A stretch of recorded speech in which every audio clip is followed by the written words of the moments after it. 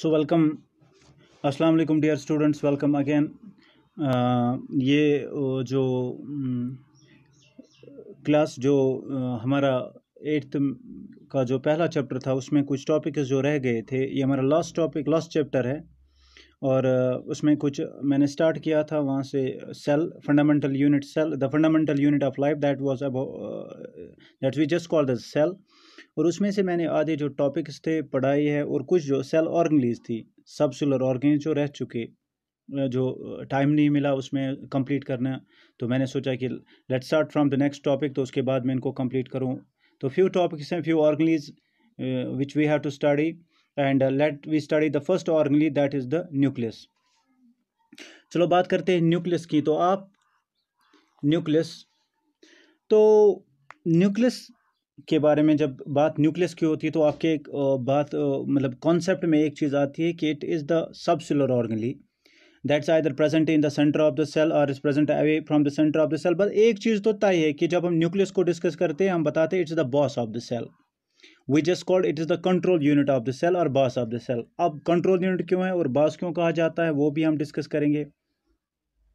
देखिए, तो अगर तुम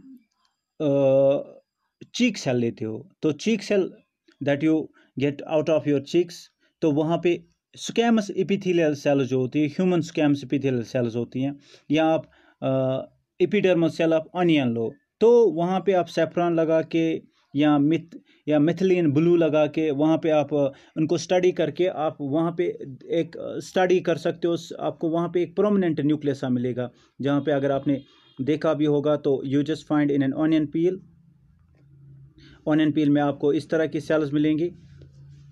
ओके, इस तरह की सेल्स आपको मिलेंगे, और इस ऑनियन पील में आपको एक प्रोमिनेंट न्यूक्लियस मिलेगा in the centre of the cell. Okay, onion peel में, so you just find the in the centre और just away from the centre of the cell you will find the prominent nucleus. तो this we are studying that deeply standard rounded structure that is to be called as a nucleus. तो nucleus either is present, जो nucleus होता है, either you just say that it is in the animal cells, it's present in the center of the cell, तो animal cells में cell के center में मिलेगा आपको। और अगर तुम बात करोगे plant cells की, तो in the plant cells you will find this nucleus, it will be shifted away from the center. Why? Because in the plant cells there is the large vacuole. Due to the presence of large vacuole, this nucleus has slightly shifted towards the plasma membrane. So you just find in the animals in an animal cells, तो animal cell में ये nucleus आपको cell के centre में मिलेगा, ठीक है। Where in that of the plant cell you will just find it away from the centre because of large vacuole. तो लार्ज वैक्यूल होने की वजह से ये न्यूक्लियस आपको सेंटर से थोड़ा हटके आपको मिलेगा और आपको प्रोमिनेंट मिलेगा, और you just find that it is most we just find it as a most conspicuous in an eukaryotic cell। तो आपको एक प्रोमिनेंट न्यूक्लियस मिलेगा यूकैरियोटिक सेल में। यूजुअली क्या होता है कि यूजुअली ये चीज़ होता है कि न्यूक्लियस की बात करते हैं तो कुछ सेल्स होती हैं जिनके अंदर आपको ये सेल होते हैं, इसके सेल के अंदर यूजुअली नॉर्मली आपको एक न्यूक्लियस मिलेगा। तो अगर सेल के अंदर आपको एक न्यूक्लियस मिलता है तो हम बताते हैं it's a uninucleate cell, uninucleate, okay, having the one nucleus, uninucleate cell. So we just called as a uninucleate cell, या we just called a uninucleate cell, और we term it as a uninucleate और uninucleated cell भी कहते हैं। लेकिन whenever you just find that more than one nuclei, अगर आपको एक से ज़्यादा न्यूक्लिय मिलेगा, when you just find that more than one nuclei in the cell, you just called it a multinucleated cell, or you just called it a multinucleate। और ये भी आप कहेंगे कि cell is a multinucleate, या ये भी कहेंगे it's a multinucleated cell। when more than one nucleus is present inside the cell you just call it a multinucleated। okay, usually जब बात करते हैं न्यूक्लियस की शेप की, इट्स अ स्फेरिकल शेप। मानिए ये आपकी एक प्लांट सेल है, ये आपकी एक प्लांट सेल है, और इस प्लांट सेल में आपको एक स्फेरिकल शेप मिलेगा, that's to be called as a nucleus, spherical shaped nucleus मिलेगा, ठीक है, spherical shaped nucleus. and that vary in the shape depending upon the conditions. और केमिकली जो न्यूक्लियस होता है ना, केमिकली जब न्यूक्लियस की बात करते हैं, केमिकल कंपोजिशन ऑफ न्यूक्लियस की बात करते हैं, तो याद रखिएगा न्यूक्लियस का केमिकल कंपोजिशन ये है कि न्यूक्लियस बना है 80% of protein, 80% of protein, 12% of DNA, deoxyribonucleic acid that maintains the genetic composition of the cell, and 5% of RNA। तो ये केमिकल कंपोजिशन ऑफ न्यूक्लियस की। तो एक न्यूक्लियस के अंदर आपको 80% ऑफ प्रोटीन्स मिलेंगे, 12% ऑफ DNA मिलेगा, deoxyribonucleic acid maintain the genetic material, it is to be termed as the genetic material of any cell, or and rest is the 5% of RNA, ribonucleic acid, okay, which is kind of the ribonucleic acid। और आपको एक चीज और मिलती है इसमें से, इसके अलावा आपको 3% लिपिड्स में मिलेंगे। तो ये है केमिकल कंपोजिशन की, किसकी? न्यूक्लियस की। तो केमिकल कंपोजिशन में आपने क्या चीज याद रखी? केमिकल कंपोजिशन में आपने याद रखना है कि it consist of 80% of protein, okay, rest of the 12% is DNA, deoxyribonucleic acid, then it's a 5% that constitutes the RNA, ribonucleic acid, and rest of the 3% constitutes of the lipids। तो ये है composition. अब composition के बाद organisation पे आते हैं। तो मैं डायग्रामिक रिप्रेजेंटेशन आपको ऑर्गेनाइजेशन ऑफ न्यूक्लियस दिखाऊंगा। ये है diagrammatic representation of the organisation of the nucleus. अब मैं वन बाय वन आपको ऑर्गेनाइजेशन ऑफ न्यूक्लियस के बारे में बता रहा हूं। तो organisation are we just called structure. तो स्ट्रक्चर, तो स्ट्रक्चर में आपको क्या मिलेगा? इस न्यूक्लियस के स्ट्रक्चर में आपको मिलेगा कि each nucleus it's bounded by a double membrane. ये रहा डबल मेम्ब्रेन, ये जो आप देख रहे हो इर्द गिर्द surrounded, it is surrounded by the membrane, double membrane. यहाँ पे आप देख रहे हो it is the outer membrane, it is the inner membrane. So outer membrane and inner membrane, दो मेम्ब्रेन आप देख रहे हो। ये रहा इसका इनर मेम्ब्रेन और यह रहा इसका आउटर मेम्ब्रेन। और इन मेम्ब्रेन्स के दरमियान आपको एक स्पेस मिल रही है, that is called a perinuclear space. लीजिए, this is outer membrane, this is inner membrane, and between the inner and outer membrane there is the space. This space is to be called as perinuclear space. It's called a perinuclear space. तो पूरा जो nucleus जो इर्द गिर्द surround किया इसने, इसको कहते हैं न्यूक्लियर मेम्ब्रेन। या तो आप न्यूक्लियर मेम्ब्रेन कहेंगे या आप इसका दूसरा नाम भी है, that is called karyotheca. It's called karyotheca. So either it's to be called as a nuclear membrane or you just called as a karyotheca, nuclear membrane or karyotheca. So we just find that each nucleus is surrounded by, but which nucleus? It is the eukaryotic nucleus, not prokaryotic nucleus. जब prokaryotic nucleus की बात करते हैं तो वहाँ पे आपको क्या है ना, वहाँ पे आपको न्यूक्लियर मेम्ब्रेन नहीं मिलेगा। You will not find a nuclear membrane. I just we can say that there the genetic material is not surrounded by the well defined nuclear membrane, so we don't call it a nucleus over there, but we have another term we just called as a nucleoid। हम इसे nucleoid कहते हैं, ठीक है। तो nuclear membrane का ये काम होता है कि it surrounds the nucleus, it surrounds the genetic material. तो inside it what you find, inside it you will find the clear fluid substances. This clear fluid substances you are finding like this clear fluid substances, it is to be called as nuclear sap. It's called nuclear sap, or nuclear sap, or you just called it, either you called it a nuclear sap or you called it इसे आप nuclear SAP कहते हैं, nucleoplasm भी कहते हैं, आपसे nuclear SAP भी कहते हैं। तो मैंने कहा कि each nucleus it is surrounded by nuclear membrane. तो न्यूक्लियर सैप में, जो न्यूक्लियर सैप मैंने कहा कि न्यूक्लियर सैप में क्या चीज़ पाई जाते हैं, न्यूक्लियर सैप्स में आपको मिलेगी, it contain the protein containing fibrils. इसमें आपको प्रोटीन कंटेनिंग फाइबरल्स मिलेंगे जिन्हें आप न्यूक्लियर मैट्रिक्स कहते हैं। और the nuclear SAP also contains the intermingled nucleoproteins. The filaments are termed as nucleoprotein. These are filaments are termed as chromatin material. इसे आप chromatin कहते हैं। ये जो आपको दिख रहा है यहाँ पे like this black interwoven mass. This interwoven mass is actually the chromatin material. It's actually the chromatin material. That's nucleoprotein filaments. Correctly, just we call that a chromatin material. इसे आप chromatin material कहते हैं, ठीक है। तो ये रहा chromatin material जो आपको न्यूक्लियस के अंदर मिलेगा। अब बात करते हैं न्यूक्लियर इनवलप की। जो मैंने अभी कहा कि न्यूक्लियर इनवलप जो है, न्यूक्लियर मेम्ब्रेन जो इसका काम है न्यूक्लियस को सराउंड करना, और इसके पास दो मेम्ब्रेन्स होते हैं, आउटर एंड इनर, और इन दरमियान के जो 20 स्पेस होती है, that's called nuclear space.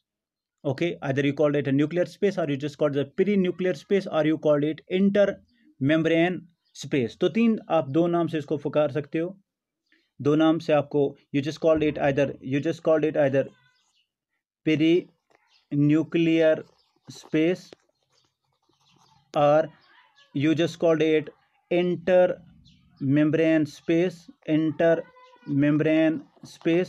So you just called it a perinuclear space और intermembrane space। यहाँ से perinuclear space कह सकते हो या intermembrane space कह सकते हो। तो ये दो नाम है। And you know that nuclear काम का, न्यूक्लियर जो इनवलप है जिसे आप न्यूक्लियर मेम्ब्रेन भी कहते हैं, द न्यूक्लियर मेम्ब्रेन और nuclear envelope, it separates the nuclear contents from the cytoplasm of the cell. ठीक है, ये न्यूक्लियर कंटेंट्स जितने भी है, न्यूक्लियर कंटेंट्स में है न्यूक्लियोलस है, न्यूक्लियोप्लाज्म है, क्रोमेटिन मटेरियल है, और बाकी जो लिपिड्स बाकी चीज़ें जो है न्यूक्लियोप्लाज्म में पाए जाते हैं। It separates from that the cytoplasm of the cell. This is the cytoplasm of the cell. So इसके ये है रहा यहाँ पे जो साइटोप्लाज्म है सेल का, ये न्यूक्लियर मेम्ब्रेन न्यूक्लियोप्लाज्म को अलग करता है साइटोप्लाज्म से, या आप न्यूक्लियर सैप को अलग करता है सेल सैप से। ठीक है, तो ये काम है। इसके